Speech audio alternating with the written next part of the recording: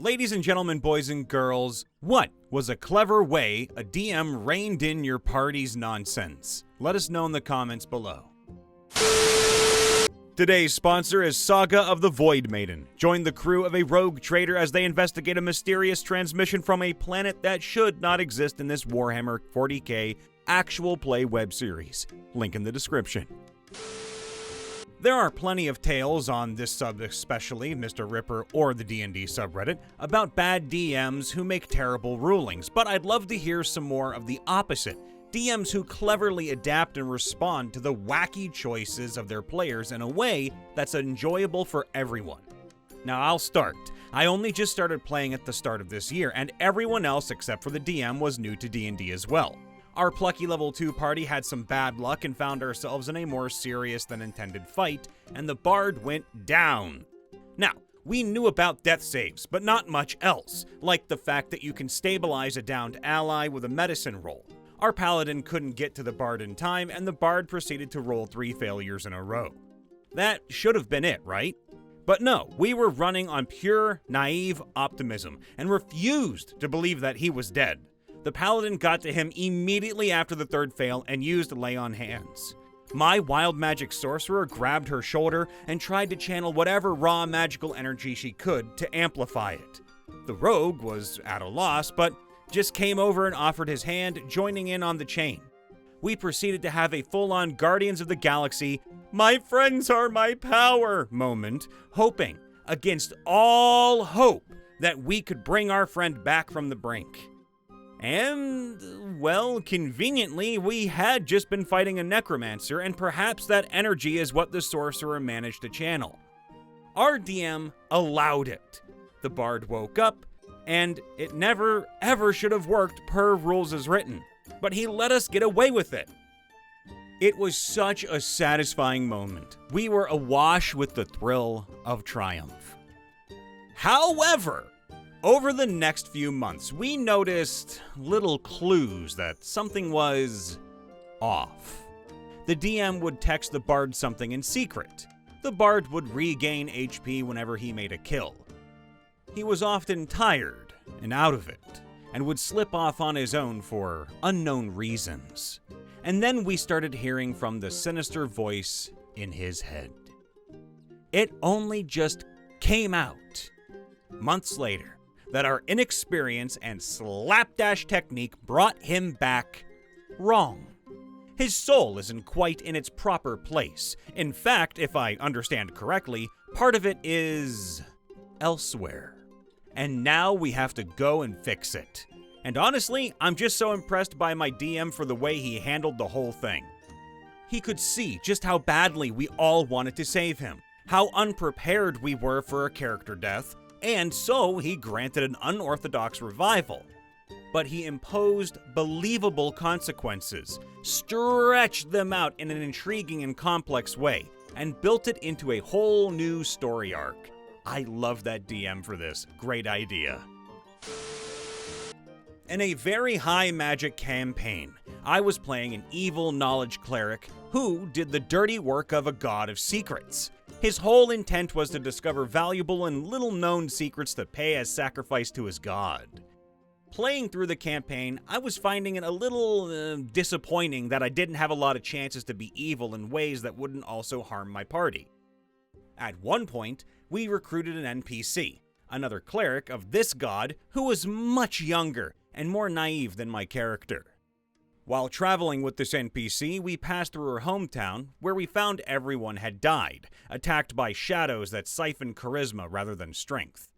In fighting them off, our barbarian died from charisma drain, which left everyone, DM included, feeling like it was an unearned and cheap death, but without any ways to undo it, short of an even cheaper reaction.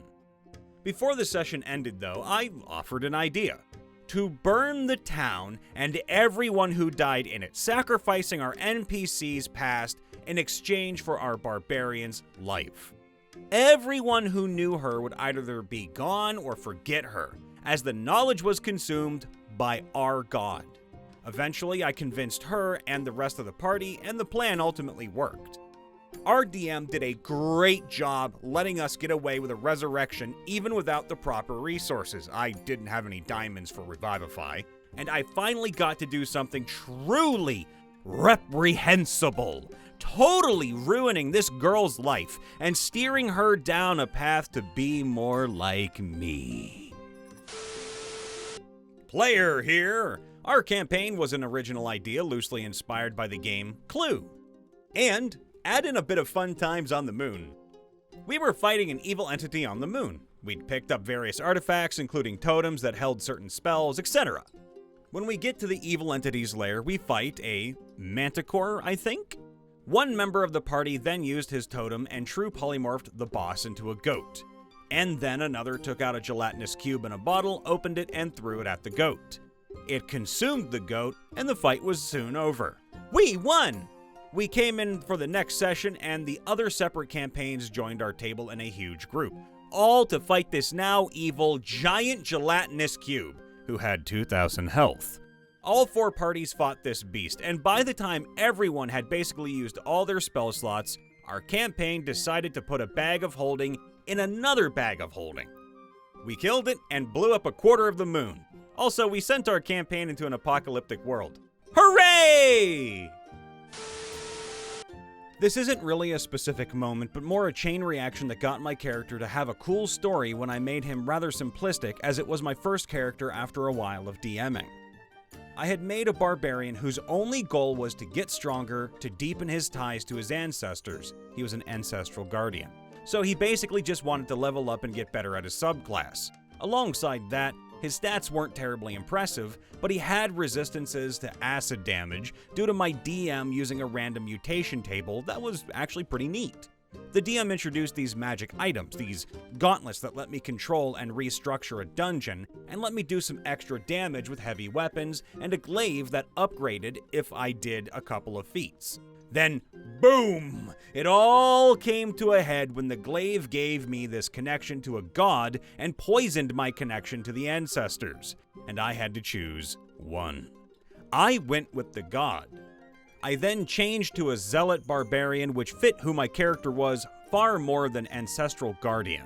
Then introduced an NPC who wanted me to give up the connection to them, which made me realize that no, I'd take on these people and turn that dungeon into a cult headquarters. So I went from a character who barely had a story or goal to one who oversees his own cult of assassins. Oh, and on top of that, I was able to solo a Hydra. Fun shit. My group has 2 great DMs. DM 1 ran a murder mystery campaign. I reasoned that this would be a good time to play an ancestral self-monk, since I could focus wisdom and it would be more focused on investigation than combat. Unfortunately, there was still enough combat that my poor monk was falling behind, but especially so since the campaign was time-based. The DM was tracking the movement of NPCs by the in-game hour, and spending too much time on key replenishing short rests would risk crucial evidence being destroyed or important NPCs dying to avoid them sharing what they would know. But the DM made it work. He introduced a homebrew class ability called Battlefield Meditation, which let me restore 1 key point for every 10 points of damage I took during combat, enough to give me enough key points to actually play my class. He also created a handful of situations that necessitated high speed and mobility, specifically giving my monk time to shine. DM2 ran a Kobolds Causing Mischief campaign, and in the spirit of causing chaos, I kept coming up with silly ideas that he made work. We found a displacer beast guarding its kitten. I had joked about tying the kitten to a stick and using it as a magical item. So he homebrewed a magic item that's exactly that, toning down the animal cruelty. Good for you. We entered a tournament as 3 kobolds in a trench coat, my joke suggestion, and the DM rolled with it, scrapping whatever plans he had originally for one person entering the tournament while the other 2 caused havoc in the stands. In one of those rounds, we fought an orc wheeling a shark in a wheelbarrow while 2 other orcs poured water on it.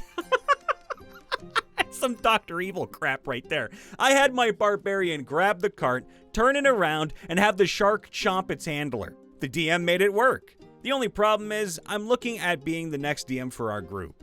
I have big shoes to fill. Hey, from me to you, just remember, communication will solve 90% of your problems. If you're worried about something, talk to your group. They will help you sort everything out. It'll all be fun. I don't know if it's specifically responding to party nonsense. More like saving his own ass in a spectacular way. So we went to a country on a political mission to help them with some stuff. They had 3 important tasks for us. First off, figure out why the dragons that lived in the mountains are gone. They helped keep monsters from the other side of the mountains at bay. Second off, defeat pirates that are constantly raiding the coasts. They are having trouble fighting the monsters and the pirates. And lastly, find some kind of weapon in a mountain ruin to help with an imminent demon invasion. This is part of a larger plot. We've witnessed 2 of these invasions already. Now, this needs to be mentioned. This country invented firearms. This is the first time we have seen firearms in the campaign. So that's cool, we completed all 3 missions. Now, I will expand on that 3rd mission. The ruins are underground, and the whole place has an anti-magic field. Upon entering, after a little while, we arrive to a room with branching paths, but more importantly, some sort of prison with someone inside. This someone acted all mysterious, saying that he was imprisoned because they feared him. Obviously, we didn't let him out. Wouldn't even tell us his name. Anyway, we found a weapon, the Colossus, a giant mech, and it was in heavy disrepair, but we managed to get it working just enough to get it to the city. We emerged from underground, actually finding ourselves in the sea, underwater, near the shore. This is important for later. So we deliver the mech and engineers immediately get to working on it. Next day, they call for us. They have some more requests to repair the Colossus. They need a specific ore, but the mine has been overrun with giant spiders. And they also need some crystals found in a mountain. Now, here's the kicker, where it all started. They need fucking leather. Heat-resistant leather. Maybe someone sells it, an NPC said. Now, up until this point, we had interacted with some NPCs that were, well, not the most brilliant people in the world, but this just sent me. Now, my character is a barbarian, but he's a good guy and he's not mean to people unless they're mean first. But that request just broke me. Go buy leather? Are you kidding me? You can't send one of your guys to buy it? I'm a hero, I have a medal, I'm a decorated hero. I brought you a giant robot, and you want me to go buy leather. Now, obviously, this was in character. Out of character, I was laughing my ass off, and so was everyone else. And we leaned into it. We were sent to deal with imported shit, and you want us to buy leather! And here's what we think. We're absolutely certain that the DM didn't think about how stupidly absurd that request was. He didn't. Because we were right. We are decorated heroes. We stopped a demonic invasion and were declared heroes. Other countries know about us. A princess asked us if we wanted to be like her personal task force. We were sent on a political mission. And you're telling me to go to the store to get some leather? And so he started leaning on that.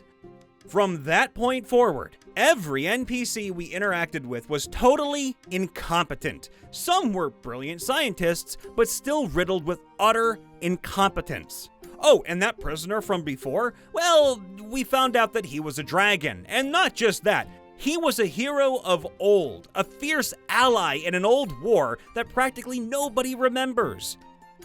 Why was he imprisoned, you ask? Well, because he was gonna go to the front lines and they were afraid that he would die, so they imprisoned him.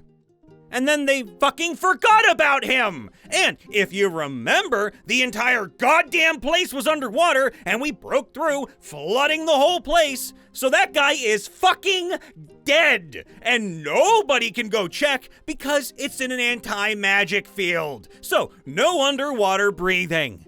So anyway, he basically saved his own ass. He turned a stupid-ass request that he absolutely did not think through into a flaw of the country. Everyone is simultaneously really smart and a total idiot. Educated, no common sense. Ugh!